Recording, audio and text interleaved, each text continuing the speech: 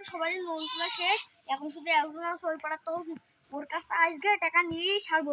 আজ নাই, কাল নাই, পরশু দিন নাই, উনি কবে দেবে? আজ যদি টাকা না তুলতে পারে, আমার নাম আবির হামজা নাই।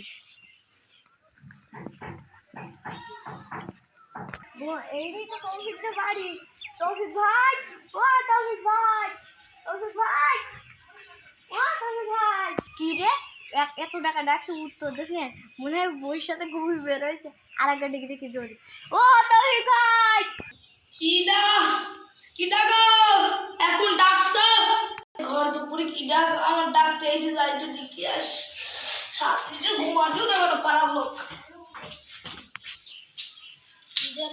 ও সমিতারা ভাই, ঘরে এসো, এটা ফোন দিতে পারতে, লকারণ ডাকছো কেন? তোমার যে আগে ভাঙা বাড়ি ছিল। ও হ্যাঁ, ভাঙা বাড়ি। আর তুমি এখন দুতলা বাড়ি করে ফেলেছো। তোমার তো ব্যাপার স্যাপারই আলাদা। এত টাকা ছুটে পেলে, চলো ঘরের মধ্যে গিয়ে তোমার হাতে আল্লাহ হবে। চলো আসেন, ঘরের মধ্যে আসেন। আমি যাচ্ছি তো, নাকি ঘুমাচ্ছে পরে? হ্যাঁ তো ঘুমাস। আসেন ছাদের উপর চলেন। তোমার ভালো দাঁড়াও, ভালো কথা। তুমি এত বড় যে বাড়ি রয়েছে, তুমি আমার ঘুষা থেকে ছাদের উপর নিয়ে আসলে, তোমার কি জায়গা নেই বাড়ি? আরে ভাই, আজ আমাদের গ্রামে পাঁচশো কারেন্ট নেই। আপনি তো বলছেন ঘরের মধ্যে নিয়ে যায়নি কেন? ওই ঘরের মধ্যেই আপনার এক ফোড়া থাকেন, আপনি স্টক করবেন, তাই ছাদের উপর আপনার নিয়ে আসলাম। ওই চাই ব্যাপার তো।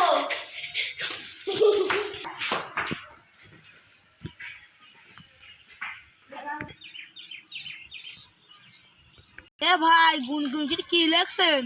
তুমি আছে যত টাকা নিয়েছো তার হিসাব করছি ভাই। এখন এইসব খারাপ ব্যাপার নাই, তুমি আমার টাকা পাঠা দিবা, আমি চলে যাবো। তুমি যদি এই টাকার হিসাব যদি ভাই তুমি শোনেন, তাহলে আপনার তোমাদের মনে হয় লালটুস ঢের গু সু করে পড়বে। এই জন্য বলছি ভাই, আপনার শুনে যাও না, হার্ট এমনি আপনার দুর্বল, আর শুনে যাও না, বাড়ি যান।